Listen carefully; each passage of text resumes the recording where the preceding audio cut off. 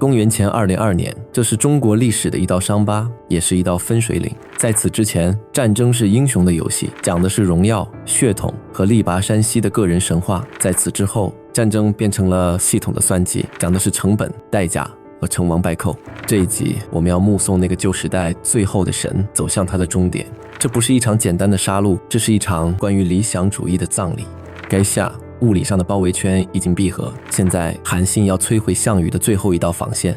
深夜寒风刺骨，10万楚军缩在营垒里，没有粮食，没有希望。突然风中传来了一阵奇怪的声音，一开始是几个人唱，然后是几百人，最后变成了几十万人的合唱。楚歌，这是项羽家乡的歌谣，汉军中大部分都是抓来的楚国俘虏，他们唱的是思乡，但对于包围圈里的楚军来说，这是绝望。史记记载，项王夜起，饮帐中，悲歌慷慨。项羽惊醒了，他问左右：汉皆以得楚乎？是何楚人之多也？汉军已经把楚国全占领了吗？为什么那边全是楚国人？这是一个致命的错觉。韩信用一首歌制造了全世界都已经投降的假象。在这个寒冷的冬夜，楚军的军心崩塌了。大帐内烛火摇曳，项羽看着身边的女人虞姬，还有那匹跟随他征战多年的战马乌骓，这是他仅剩的牵挂。项羽很清楚，如果要突围，他不能带着女人去撞那道铁墙。于是历史上最著名的一场告别开始了。力拔山兮气盖世，时不利兮骓不逝。他在告诉虞姬，我的版本过时了，我的马跑不动了，我也救不了你了。在这里我们需要暂停一下，解读虞姬之死。关于虞姬的结局，史书和民间传说有巨大的分歧。戏曲里演的是虞姬为了不拖累项羽拔剑自刎，但在史记原文里没有记录虞姬是怎么死的，只记录了项羽的态度。气数行下，这个杀人如麻的魔王流下了几行眼泪。无论虞姬是自杀还是被项羽为了突围而杀，结果只有一个，由于他的死亡，项羽斩断了最后的繁星，软肋没了，那个恐怖的战神又回来了。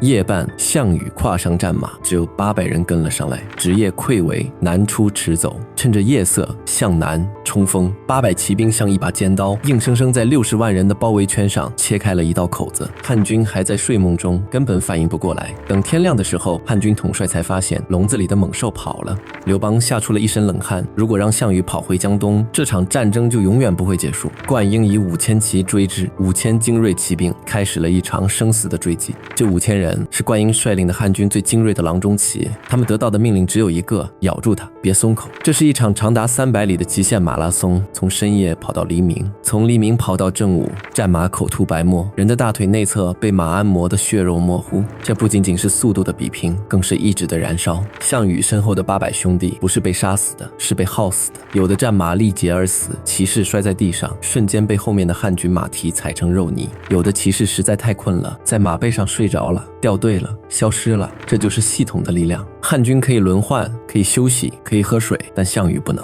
他像一直被群狼追逐的狮子，只要停下一步就会被撕碎。这一路上的每一具尸体都在诉说着逃亡的代价。项羽跑得很快，他渡过了淮河，甩掉了大部分追兵，身边只剩下100多人。他逃到了一个叫阴陵的地方，在这里他迷路了，前面的路分岔了，他不知道该往哪走。他看到了一个田妇在路边耕作，项羽问路，老农骗了他，指着左边说左。项羽信了，往左跑，结果左乃陷大泽中，是一片巨大的沼泽，战马陷进泥潭，速度慢了下来，汉军的追兵追上了。这是一个极具象征意义的时刻，那个指路的老农究竟是无心的指错，还是故意的误导？项羽一生屠城无数，所过之处无不残灭。在他的算法里，只有贵族是人，平民只是数字。而现在这个微不足道的数字，用一根手指就把这位不可一世的霸王推向了深渊。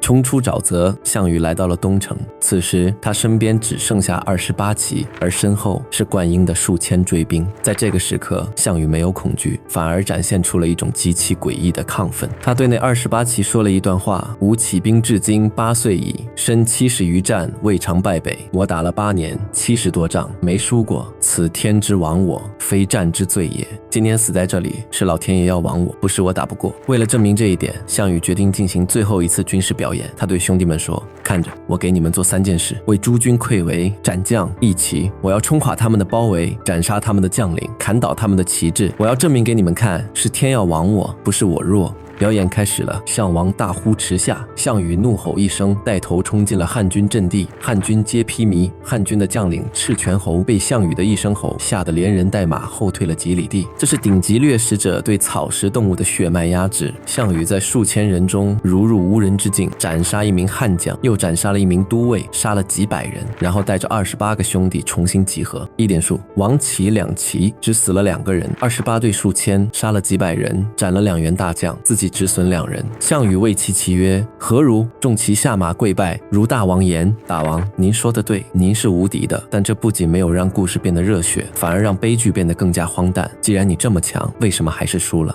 因为个人武力的巅峰终究敌不过历史的滚滚车轮。项羽向东来到了乌江，乌江亭长把船停在岸边等着他。江东虽小，地方千里，众数10万人，一足王也。大王，上船吧，江东还有千里土地，几十万人口，咱们还能卷土重来，这是最后一次活命的机会。项羽看着滔滔江水笑了，他拒绝了，理由是无面目见江东父老。在这里，我们要读懂项羽最后的温柔，这不是所谓的面子问题。8年前，项羽带着江东8000子弟渡江西征，那是江东最精锐的一代年轻人。现在这8000人死光了，一个都没回来。如果项羽一个人回去想要卷土重来，他就必须把江东剩下的孤儿寡母送上战场，把自己的家乡变成第2个地狱。项羽一身残暴，但在生命的最后一刻，他守住了最后的底线。这把火不能烧回江东，他的时代结束了。与其让家乡陪葬，不如在这里完成最后的交付。项羽把战马送给了亭长，然后拿着短兵器步战，独戟所杀汉军数百人。他又杀了几百人，直到身上受了10几处创伤。在混乱的人群中，他看到了一个熟悉的面孔，汉军骑司马吕马童，就是项羽的老朋友，以前的部下。项羽停下了手，他对吕马童说：吾闻汉购我头1000金，亿万户。听说刘邦悬赏我的头值1000斤黄金，封万户侯。吾为若得，我就送你个人情吧。说完，项羽拔剑自刎。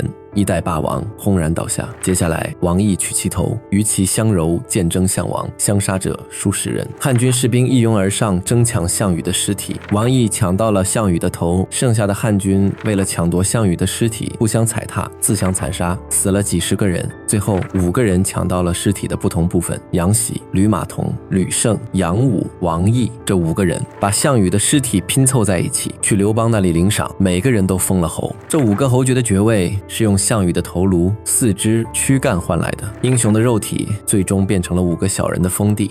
历史向来由胜利者书写，成王败寇，却总有英雄能超脱成败，照彻青史。华夏千载，唯二当此者，一是令雍凉不解甲，中国不世安的诸葛武侯，一是世称与之神勇，千古无二的楚霸王项羽。巨鹿之战，他破釜沉舟，以少胜多，震慑诸侯；彭城之战，他轻骑奔袭，半日横扫50万大军。这份勇烈是冷兵器时代最耀眼的锋芒。太史公曾言：羽虽非中，近古以来未尝有也。道尽他独绝千古的传奇，终究垓下悲歌起，十面伏兵围。一代霸王就此陨落，他败了，败在了江山社稷，败在了天下一统，但他也赢了，赢在了千古英名，赢在了世人心中不以成败论英雄的至高评价。他没有刘邦的隐忍权谋，没有张良的深谋韬略，却有着最纯粹的英雄气概，敢爱敢恨，宁为玉碎。纵使乌江自刎，血染寒波，他败了江山，却从未败过傲骨。那股不肯过江东的铮铮气节，刻进了历史风骨。他从不是完美的君王，却是华夏历史上最鲜活的英雄。一生轰轰烈烈，如流星划破夜空，虽短暂，却璀璨夺目。